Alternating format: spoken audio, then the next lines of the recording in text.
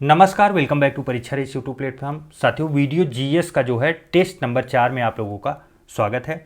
आप देखेंगे कि टेस्ट नंबर 4 आपको एकदम अच्छे से एक्सप्लेन करते हुए जो सभी टेस्ट है, प्रश्न जहां मैप ज़रूरत है, ट्रिक ज़रूरत है, सारी चीज़ें बताते हुए बहुत अच्छे से एक्सप्लेन करके आपको बताया जा रहा है। टेस्ट पेपर आपको कैसा लग रहा है कमेंट करके आप लोग ज़रूर बताइएगा। देखिए, चैनल का पूरा उद्देश्य ये है कि वीडियो में जो है 2023 में 100% सफलता प्राप्त की जाए। इसके लिए फ्री में आपको जीएस के डेली टेस्ट आपको 7:30 बजे से 8 बजे के बीच में आपको देखेंगे, ज़रूर से ज़रूर मिलेंगे। प्लस आपको हिंदी के टेस्ट पेपर भी यहाँ लगातार मिलते रहेंगे। आपको मैप और ग्राफ के साथ एक्सप्लेनेशन पूरा आप देखेंगे और उसके बाद टेलीग्राम से आप इसका पीडीएफ लेके वहाँ पे आप रिवाइज भी कर सकते हैं। बस आप लोग निरंतर जो भी पढ़ाई कर रहे हैं, पढ़ाई करने के बाद आप आके यहाँ पे टेस्ट ज़रूर दें और अपना स्कोर ज़रूर से ज़रूर चेक करें, जिससे सफलता बहुत अच्छे से सुनिश्चित हो सके। चलिए शुरू करते हैं। आज का पहला प्रश्न है, निम्नलिखित अभिलेखों में से किस लेख में जो है अशोक का नाम उल्लेखित मिलता है? अर्थात अशोक का नाम किस अभिलेख में मिलता है?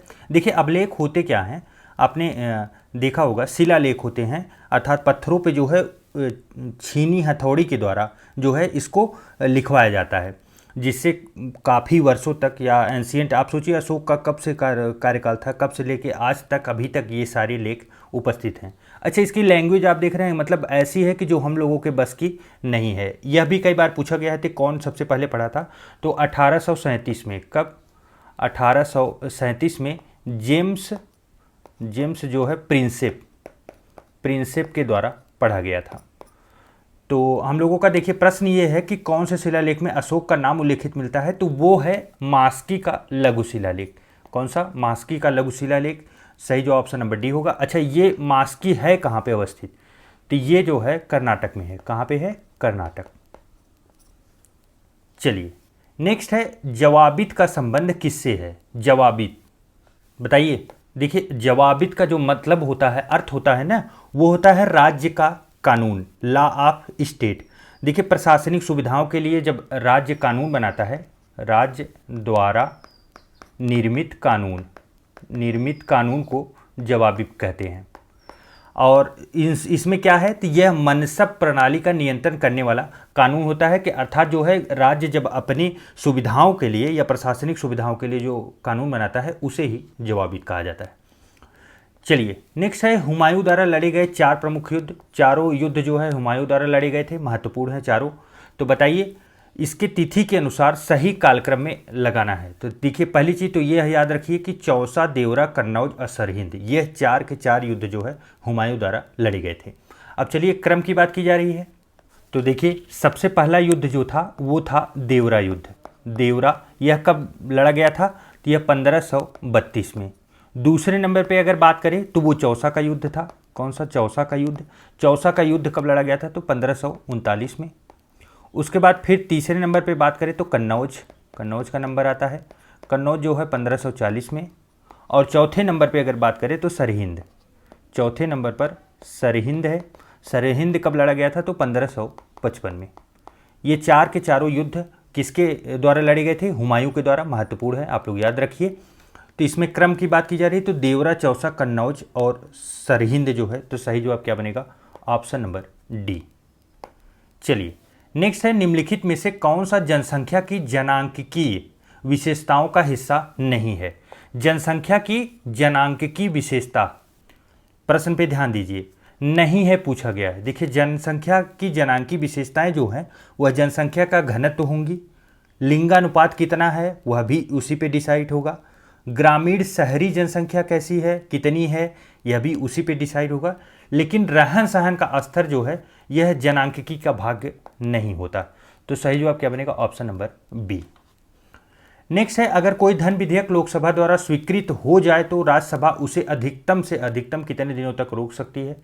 तो यह तो पुराना प्रश्न है, पहले से आप लोग जानते भी होंगे। लगभग 14 दिनों तक सिर्फ राज्यसभा रोक सकती है, उसमें कोई भी संशोधन नहीं कर सकती। अगर करती भी है तो वह माना भी जा सकता है, नहीं भी माना जा सकता। अर्थात राज्यसभा के पास धन विधेयक पर कोई विशेष पावर नहीं है। और धन विधेयक किस आर्टिकल में है? तो यह 110 में है, आप इसे भी जरूर याद रखिएगा। नेक्स्ट है, भारत में प्रथम रेलवे लाइन किस ब्रिटिश गवर्नर के समय बिछाई गई थी? बताइए। महत्वपूर्ण है लेकिन कई बार आ चुका है और मुझे उम्मीद है लगभग सभी लोगों के पास इसका उत्तर जरूर होगा।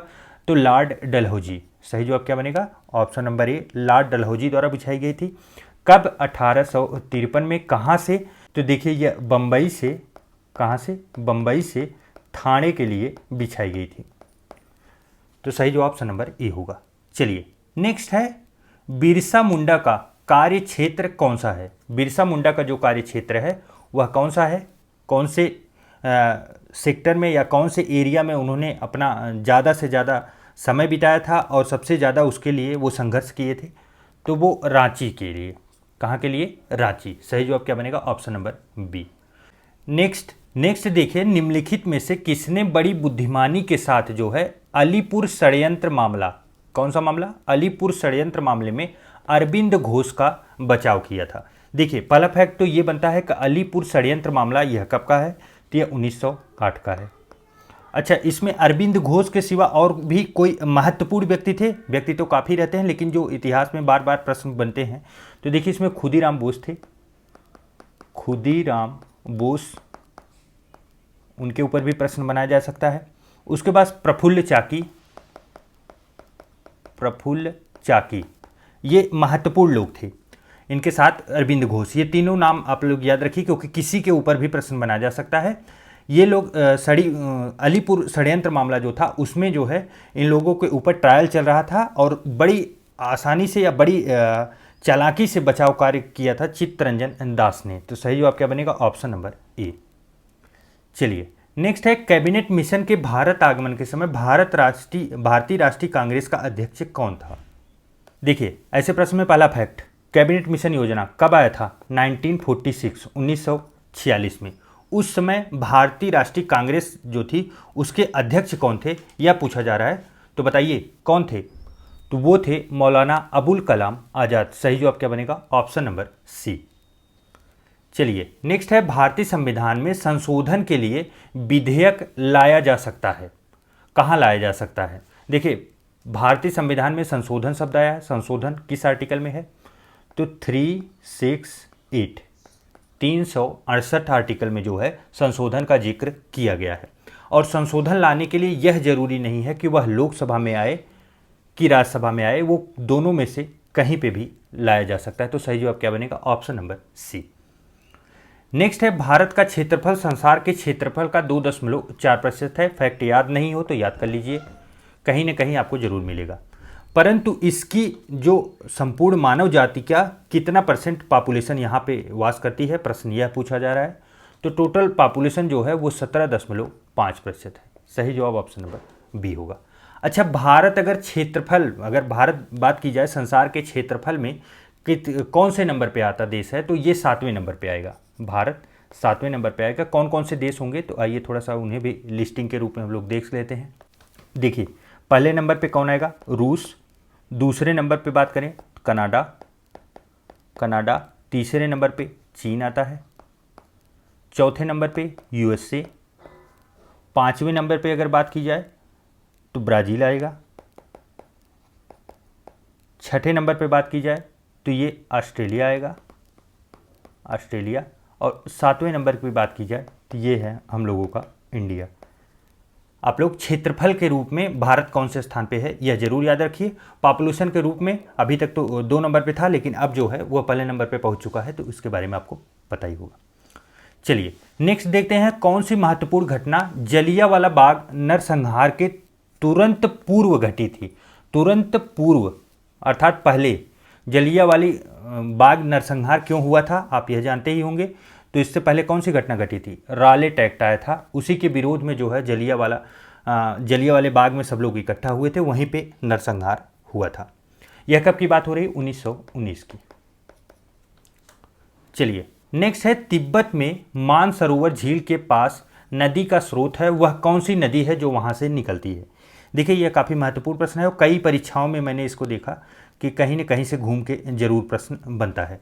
तो आइए इसे मैप के रूप में, मैप से हम लोग अच्छे से देख लेते हैं। तो देखिए मानसरोवर जो लेक है वो यहाँ पे अवस्थित है।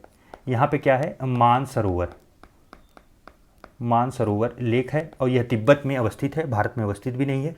तो यहाँ पे आप अगर ध्यान देंगे तो देखिए एक ये रिवर जो निकल रही है ये है सतलज, सतलज। और उसके बाद यहाँ ऊपर की साइड देखेंगे 2 ब्रांच में बटी हुई कौन सी नदी जा रही है, ये है इंडस, अर्थात इंडस को क्या बोलते हैं, सिंधु, सिंधु नदी, सिंधु नदी। और उसके बाद नीचे की साइड आप देखेंगे तो यहाँ से देखिए ये रिवर भी निकल के आ रही है जिसको क्या बोला जा रहा है, ब्रह्मपुत्रा। कौन सी नदी है, ब्रह्मपुत्र नदी, ब्रह्मपुत्र नदी। तो ये 3 की तीनों महत्वपूर्ण नदियां हैं जो कि कहाँ से निकलती हैं, मानसरोवर लेक के पास से निकलती हैं। और कई बार परीक्षा में ये प्रश्न बना है, आप लोग इसे याद जरूर कर लीजिएगा, मैप भी देख लीजिएगा। और आप लोगों को जब टेलीग्राम से इस PDF इसका डाउनलोड करेंगे तो वहाँ पे मैप मिलेगा। बाकी और भी देखेंगे, विभिन्न नदियाँ दी गई हैं, एक निगाह जरूर मान लीजिए आप लोग। तो सही जवाब इसका क्या बना, तिब्बत के मानसरोवर झील के पास से नदी का कौन सा स्रोत है, तो ये ब्रह्मपुत्र, सिंधु, सतलज, 3 के तीनों है। तो सही जवाब ऑप्शन नंबर डी होगा। चलिए नेक्स्ट है, भारतीय संविधान के निम्नलिखित अनुच्छेदों में से कौन सा अनुच्छेद राज्य की सरकारों का ग्राम पंचायतों को संगठित करने का निर्देश देता है। ग्राम पंचायत संगठित करने का निर्देश कौन से आर्टिकल में है, तो वो है अनुच्छेद 40। कौन सा है, अनुच्छेद 40 में इसका जिक्र किया गया है। अच्छा, अनुच्छेद 32 आप लोगों को पता होगा, संवैधानिक उपचारों का प्रावधान कहाँ दिया गया है, अनुच्छेद 32 में। 48 में क्या है कि ग्राम का विकास करना या कृषि उर्षि को आधुनिक करने के लिए कृषि और पशुपालन को उस पर प्रयासरत रहना, उसके बारे में जिक्र किया गया है। अनुच्छेद 51 कई बार पूछा गया है, बताइए, इसमें अंतर्राष्ट्रीय शांति की बात की गई है, अंतर्राष्ट्रीय शांति। देखिए हम लोगों का देश ऐसा है जो सिर्फ अपने बारे में नहीं सोचता, पूरे विश्व के बारे में सोचता है। यह आर्टिकल बहुत बड़ा एग्जाम्पल है उसके लिए, अनुच्छेद 51। तो देखिए प्रश्न का सही जवाब तो ऑप्शन नंबर बी था, अनुच्छेद 40। नेक्स्ट है, पारिस्थितिकी संतुलन बनाए रखने के लिए न्यूनतम वन आवरण अनिवार्य है, कितना, बताइए। तो देखिए आप लोग देखे होंगे हमेशा टारगेट कितना रहता है, 33% भूमि पे वन आवरण रहे, यही टारगेट होता है। तो पारिस्थितिकी संतुलन बनाए रखने के लिए 33% भूमि पर वन आवरण होना आवश्यक है। नेक्स्ट है, CPU का फुल फॉर्म कंप्यूटर भाषा में क्या होता है, CPU बताइए क्या होगा, सेंट्रल प्रोसेसिंग यूनिट। सही जवाब बनेगा ऑप्शन नंबर बी। नेक्स्ट है, पुरानी और नष्ट प्राय लाल रक्त कणिकाएं, लाल रक्त कणिकाएं कहाँ नष्ट हो जाती हैं, ये रेड ब्लड सेल्स की बात की जा रही है, ये कहाँ जाकर नष्ट होती हैं। तो देखिए लाल रक्त कणिकाएं जो है नष्ट होती हैं प्लीहा में, जबकि इनका निर्माण कहाँ होता है, तो अस्थि मज्जा में इनका निर्माण होता है। आप लोग यह भी फैक्ट याद रखिएगा।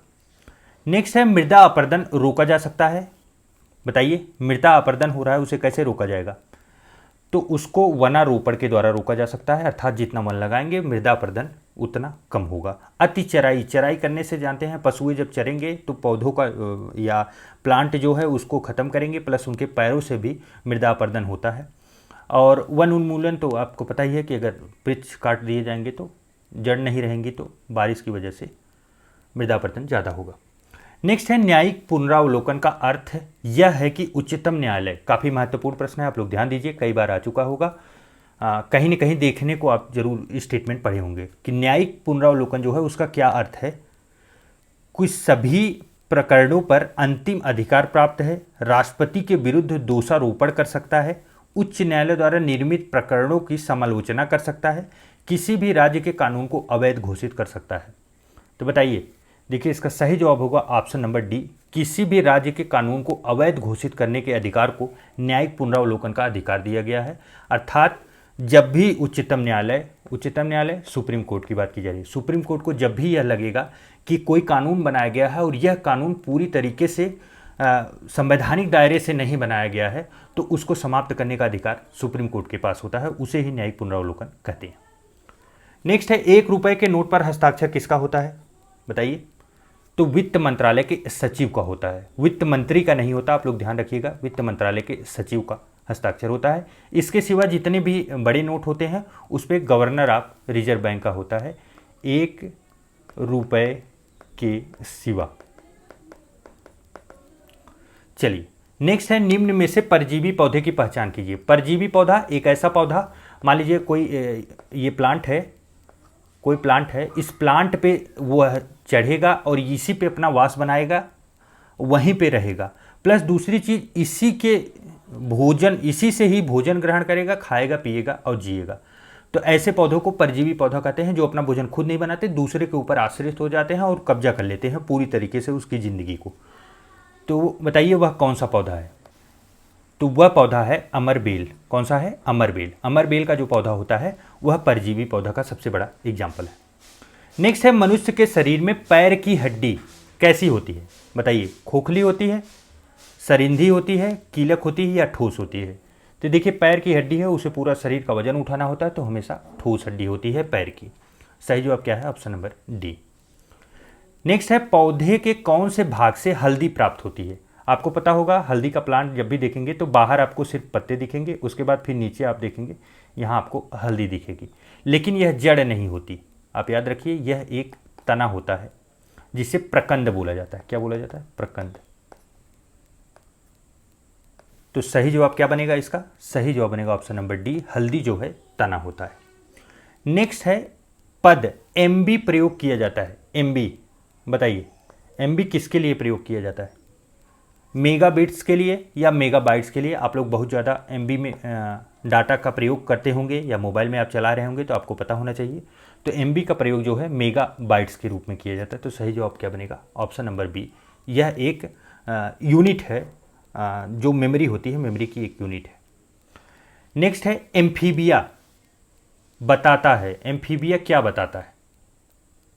देखिए, एम्फीबिया का मतलब क्या हुआ? एम्फीबिया का मतलब ये हुआ कि एक उभयचर प्राणी। क्या हुआ? एक आपका उभयचर प्राणी हुआ, और यह प्राणी एक ऐसा प्राणी होता है जो आपको बता दें दोनों जगह समान रूप से रह सकता है। कहाँ कहाँ? जल पर और थल पर। अच्छा, इसके एग्जाम्पल बताइए कौन है? तो मेढक और घड़ियाल। क्या हुआ? घड़ियाल। ये सब एग्जाम्पल हैं। आपको पता है ये जल में भी रह सकते हैं, थल में रह सकते हैं। तो देखिए इसका उत्तर क्या होगा? जल एवं स्थल दोनों पर ही रह सकने वाले पशुओं को एम्फीबिया कहते हैं। तो सही जवाब ऑप्शन नंबर डी होगा। नेक्स्ट है, निम्नलिखित में से किस विटामिन में जो है कोबाल्ट होता है? कोबाल्ट पाया जाता है। महत्वपूर्ण प्रश्न है, विटामिन से हमेशा प्रश्न बने हैं। बताइए। तो वह विटामिन है विटामिन B12। B12 में कोबाल्ट पाया जाता है। B12 का नाम क्या है? बताइए। इसका नाम ही है साइनोकोबालामीन। तो सही जवाब क्या बनेगा? Option number D. अच्छा, बाकी जो विटामिन है उनके विटामिन के रासायनिक नाम आप जरूर याद करिए। B6 को क्या बोलते हैं? पायरिडॉक्सिन। क्या बोलते हैं? पायरिडॉक्सिन। उसके बाद फिर अगर बात की जाए B1 को थायमिन कहते हैं। आपका B2 को क्या कहते हैं? बताइए। राइबोफ्लेविन। चलिए, नेक्स्ट है, गन्ने में लाल सड़न रोग का कारण है। गन्ने में जो है लाल सड़न रोग किसकी वजह से होता है? फफूंदी, जीवाणु, विषाणु या सस्य देह की असंतुलन की वजह से ऐसा हो जाता है। तो देखिए, गन्ने में जो लाल सड़न रोग होता है वह फफूंदी की वजह से होता है। किसकी वजह से? फफूंदी। अच्छा, इसको दूसरे शब्दों में अगर कहें तो कवक। क्या है? कवक की वजह से होता है।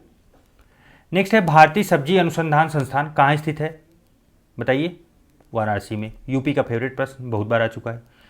नेक्स्ट है, सेब के फल का जो है खाने योग्य भाग क्या कौन सा होता है? बीज का चोल होता है, गूदेदार पुष्पासन होता है, फल भित्ति होता है, फल का बाहरी भाग होता है। तो देखिए, जो सेब होता है, सेब में आपको पता होगा खाने वाला भाग जो है वो गूदेदार पुष्पासन होता है। तो सही जवाब ऑप्शन नंबर बी होगा। सेब जो है फाल्स फ्रूट में आता है। किस में आता है? फाल्स फ्रूट में। चलिए, नेक्स्ट है, निम्नलिखित में से ऊर्जा का कौन सा स्रोत जो है व्यावसायिक स्रोत नहीं है? देखिए, व्यावसायिक स्रोत का मतलब क्या हुआ? ऐसा ऊर्जा का स्रोत जिसे हम लोग सेल कर सकते हैं, आसानी से बेच सकते हैं, उससे पैसे बना सकते हैं, या तो उसे जगह जगह आप व्यावसायिक के रूप में प्रयोग कर सकते हैं। तो देखिए, पेट्रोलियम तो आपको पता है व्यावसायिक चल रहा है, क्योंकि आप पैसे से इसे खरीदेंगे। प्राकृतिक गैस, यह भी व्यावसायिक है। परमाणु ऊर्जा, यह भी इससे परमाणु ऊर्जा से बिजली बनाई जा रही है, वह व्यावसायिक हो रहा है। बायोगैस आप देख रहे हैं, बायोगैस जो है यह व्यावसायिक स्रोत नहीं है। तो सही जवाब क्या बना? Option number D. देखिए, परमाणु ऊर्जा से बिजली बनाई, बायोगैस से भी बिजली बनाई जाती है, लेकिन यह बहुत कम मात्रा में, बहुत छोटे लेवल पे है, लेकिन परमाणु ऊर्जा पे ज़्यादा लेवल पे है। और परमाणु ऊर्जा आपको पता है, परमाणु न्यूक्लियर के लिए जो आपको यूरेनियम और वो सब चीज़ें चाहिए, वो चीज़ें अगर आपके पास अवेलेबल नहीं है तो आपको पैसे से खरीदना पड़ता है दूसरे देशों से। तो व्यावसायिकरण उसका हो जाता है, जबकि बायोगैस का नहीं हुआ। नेक्स्ट है हरित गृह प्रभाव का अर्थ क्या है। ग्रीन हाउस गैस क्या है? वायुमंडल में ग्रीन हाउस गैसों के घनीकरण के कारण वायुमंडल में तापमान का बढ़ना जो होता है उसे ही ग्रीन हाउस इफेक्ट कहते हैं। सही जवाब क्या बनेगा? Option number A. अच्छा, ग्रीन हाउस गैसें कौन कौन सी हैं आप बताइए, महत्वपूर्ण है प्रश्न, कई बार आ चुका है। तो CO2 आपका, कार्बन डाइऑक्साइड सबसे ज़्यादा जिम्मेदार है। उसके बाद मीथेन आपका आता है, मीथेन, जिसे अगर निरूपित करें तो क्या बोलेंगे? CH4। और इसके साथ अगर और कुछ देखें तो सल्फर डाइऑक्साइड होता है, सल्फर डाइऑक्साइड, SO2। चलिए नेक्स्ट है भारतीय वन्यजीव संस्थान। वन्यजीव संस्थान, आप कीवर्ड पकड़िए, आप हमेशा याद रखेंगे, भूलेंगे नहीं। वन्यजीव संस्थान कहाँ पे अवस्थित है? तो यह देहरादून में है। देहरादून, देहरादून कहाँ है? UK, यूनाइटेड किंगडम नहीं, उत्तराखंड। नेक्स्ट है भारत के अधिकांश वन्यजीव संरक्षित क्षेत्र घिरे हुए हैं। किससे घिरे हुए हैं बताइए?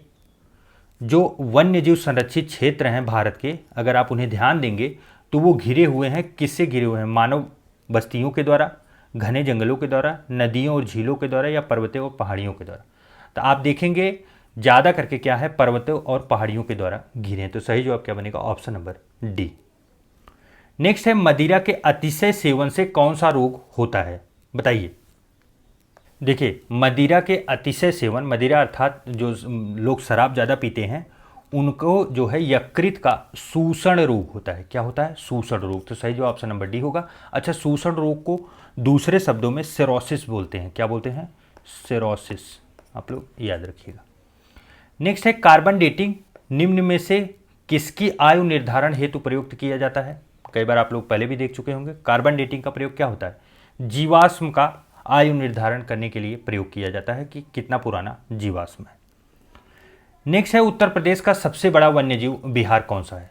सबसे बड़ा का प्रश्न आया तो सबसे छोटा भी आप लगे हाथ बता दीजिए। तो देखिए, सबसे बड़ा अगर बात की जाए तो सबसे बड़ा वन्यजीव विहार हस्तिनापुर है, और सबसे छोटा की बात की जाए तो चंद्रप्रभा है सबसे छोटा। अच्छा, चंद्रप्रभा है कहाँ पे? यह चंदौली में। कहाँ पे? चंदौली। और वहीं अगर हस्तिनापुर की बात की जाए तो यह देखिए मेरठ, मुरादाबाद, मुजफ्फरपुर, गाजियाबाद जैसे क्षेत्र में, काफ़ी बृहद क्षेत्र में फैला हुआ है। 2073 वर्ग किलोमीटर है। कितना है? 2073 वर्ग किलोमीटर। और चंद्रप्रभा की बात की जाए तो इसकी जो लंबाई है वो 78 किलोमीटर, 78। चलिए नेक्स्ट है निम्नलिखित में से किसने इंडियन इकोनॉमी गांधीयन ब्लूप्रिंट नामक पुस्तक लिखी है बताइए? किसके द्वारा लिखी गई है? तो यह पुस्तक जो है चौधरी चरण सिंह जी के द्वारा लिखी गई पुस्तक है। नेक्स्ट है गेहूं की सिंचाई हेतु अतिक्रांतिक अवस्था कौन सी है? अर्थात कौन सी ऐसी अवस्था है जब गेहूं की सिंचाई करना बहुत आवश्यक होता है बताइए? यह प्रश्न पूछने का मेन पर्पज यही था। तो गेहूं ताज निकलने का समय जो होता है उस समय सिंचाई बहुत आवश्यक होती है। ताज निकलने का समय अर्थात क्या हुआ कि जब गेहूं की बालियां निकलने लगती हैं उस समय उनको जल की आवश्यकता बहुत ज़्यादा पड़ती है। नेक्स्ट है निम्नलिखित में से कौन सा शहर गंगा नदी के किनारे स्थित नहीं है बताइए? देखिए, गंगा नदी के किनारे आपका जो है उत्तरकाशी, भागलपुर, कानपुर, तीन के तीनों अवस्थित हैं। फतेहपुर गंगा किनारे नहीं है। अच्छा, गंगा किनारे कुछ और महत्वपूर्ण पूछे जाते हैं, जैसे हरिद्वार, आपको पता होगा हरिद्वार वहीं पे है। भागलपुर यह कहाँ का है? बिहार का है, यह भी गंगा नदी के किनारे अवस्थित है। इलाहाबाद, प्रयागराज भी आया है, प्रयागराज, वाराणसी, यह सब गंगा नदी के किनारे अवस्थित हैं। गंगा नदी के किनारे जो प्रमुख शहर हैं उनके बारे में आप लोग जरूर से जरूर याद रखिएगा। नेक्स्ट है निम्नलिखित में से किस मौर्य राजा ने दक्कन की विजय की थी बताइए? दक्कन की विजय करने वाला कौन सा मौर्य राजा था? तो वह चंद्रगुप्त प्रथम था। सबसे पहले इसी ने दक्कन की विजय की थी। प्रथम मौर्य शासक जो था चंद्रगुप्त मौर्य। चलिए नेक्स्ट है निम्न में से किस संस्थान का मुख्यालय रोम में स्थित है बताइए? देखिए, FAO अर्थात क्या हुआ? फूड एंड एग्रीकल्चर ऑर्गेनाइजेशन, खाद्य एवं कृषि संगठन, इसी का मुख्यालय कहाँ पे है? रोम, इटली में अवस्थित है। अच्छा, यहाँ पे देखिए यूनिसेफ लिया गया है। यूनिसेफ का मुख्यालय कहाँ है? यह न्यूयॉर्क में है, न्यूयॉर्क। उसके बाद देखिए ILO, इंटरनेशनल लेबर ऑर्गेनाइजेशन, यह कहाँ पे है? जिनेवा में है। और उसके बाद फिर देखिए IFO, तो देखिए यहाँ IFO ना होके IMF होना चाहिए था, IMF, जिसका मुख्यालय जो है वाशिंगटन DC में है, वाशिंगटन DC। चलिए नेक्स्ट है बैंक दर में वृद्धि सामान्यतः एक इस बात का संकेत है, किस बात का संकेत है कि बैंक दर में अगर वृद्धि किया जा रहा है, वह संकेत किसका है? तो देखिए बैंक दर में अगर वृद्धि किया जा रहा है तो केंद्रीय बैंक महंगी मुद्रा नीति का अनुसरण कर रही है, यही जो है इसका संकेत होता है। तो सही जवाब क्या बनेगा? ऑप्शन नंबर डी बनेगा। नेक्स्ट है निम्नलिखित युग्मों पर विचार कीजिए। राष्ट्रीय उद्यान एक साइड दिए गए हैं, दूसरी तरफ दिए गए हैं उद्यान से होकर बहने वाली प्रमुख नदी। तो देखिए पहला है कार्बेट राष्ट्रीय उद्यान। कार्बेट राष्ट्रीय उद्यान आपको पता है यह कहाँ पे है? उत्तराखंड में। इससे गंगा नदी निकलती है? जी नहीं, ये गलत है। उत्तराखंड यहाँ से जो है कार्बेट से जो है गंगा नदी न निकल के राम गंगा निकलती। कौन सी? राम गंगा। दूसरा है काजीरंगा राष्ट्रीय उद्यान। काजीरंगा राष्ट्रीय उद्यान से बताइए कौन सी नदी निकलती है? मानस नहीं निकलती है, बल्कि ब्रह्मपुत्र निकलती है, ब्रह्मपुत्र। और उसके बाद फिर है साइलेंट वैली राष्ट्रीय उद्यान। यह कहाँ पे अवस्थित है? साइलेंट वैली केरल में है, केरल में अवस्थित है। काजीरंगा असम में है। उसके बाद साइलेंट वैली राष्ट्रीय उद्यान जो है यह कावेरी नदी यहाँ से निकलती है। जी नहीं, यह भी गलत है। कावेरी नदी न निकल के कौन सी है? कुंथी पूझा। कौन सी? कुंथी पूझा नदी यहाँ से निकलती है। तो इसमें सही पूछा गया था, सही कोई नहीं है, तो क्या होगा? सही जवाब ऑप्शन नंबर डी होगा। नेक्स्ट है निम्नलिखित में से कौन से भाग वनस्पति और जंतु दोनों ही कोशिकाओं में पाए जाते हैं? अर्थात वनस्पति कोशिका में और जंतु कोशिका में, दोनों में पाए जाते हैं। तो देखिए कोशिका कला, कोशिका द्रव्य और केंद्रक, ये तीन के तीनों चीज जो है वो चाहे वनस्पति हो या जंतु हो, दोनों कोशिकाओं में पाए जाते हैं। नेक्स्ट है वह कौन सा यौगिक है जो सफेद ठोस है और जो वायु से जल वाष्प को अवशोषित करता है? वायु से जल वाष्प को अवशोषित कर लेता है, सफेद ठोस रूप में वह पाया जाता है। तो यह कौन सा यौगिक? तो वो है कैल्शियम क्लोराइड। सही जवाब क्या बनेगा? Option number B. नेक्स्ट है संयुक्त राष्ट्र अंतर्राष्ट्रीय शांति सैनिक दिवस मनाया जाता है, संयुक्त राष्ट्र द्वारा मनाया जाता है, आप लोग याद रखिए, यूनाइटेड नेशन के द्वारा अंतर्राष्ट्रीय शांति सैनिक दिवस। तो बताइए, तो यह 29 मई को मनाया जाता है। नेक्स्ट है निम्नलिखित में से किसने आयुष्मान भारत स्वास्थ्य अवसंरचना मिशन का शुभारंभ किया? तो देखिए ये काफ़ी पुराना करंट अफेयर का प्रश्न है, लेकिन फिर भी आप लोग याद रखिए, नरेंद्र मोदी जी के द्वारा किया गया था। नेक्स्ट है निम्नलिखित में से किस तिथि को विश्व विकास सूचना दिवस मनाया जाता है? तो देखिए दिवस चाहे पुराना हो चाहे नया, वह इंपॉर्टेंट होता है। तो कौन से दिवस को? 24 अक्टूबर को मनाया जाता है। कौन सा दिवस है? विश्व विकास सूचना दिवस। नेक्स्ट है हाल ही में किस देश ने साल्मोनेला बैक्टीरिया के संक्रमण के सैकड़ों मामले सामने आए हैं? तो पुराना यह भी करंट अफेयर है। ऐसा केस कहाँ मिला था? तो अमेरिका में देखने को मिला था। और उसके बाद नवंबर 2013 में होने वाला अंतर्राष्ट्रीय फिल्म महोत्सव का आयोजन कहाँ हुआ था, कैसे हुआ था? ये गोवा में हुआ था। इतना महत्वपूर्ण अब नहीं है। देखिए करंट अफेयर के लिए आपको सीरीज जरूर मिलेगी, बहुत जल्द ही वो भी आने वाली है। और यह वीडियो आपके लिए कितना हेल्पफुल है, देखिए आप लोग कमेंट नहीं करते हैं तो उससे थोड़ा सा दृष्टिकोण पता नहीं चलता कि यह कितना हेल्पफुल रहा है अभी तक। आप लोग देखिए PDF टेलीग्राम से डाउनलोड कर लीजिए और चैनल से बने रहिए। आपको निरंतर परीक्षा एकदम टारगेट करते हुए बहुत अच्छे अच्छे प्रश्नों की पूरी सीरीज लगातार चलेगी। आपकी तैयारी पूरी निःशुल्क विथ PDF के साथ कराई जा रही है। चलिए मिलते हैं एक नए वीडियो में, तब तक के लिए ढेर सारा प्यार, नमस्कार।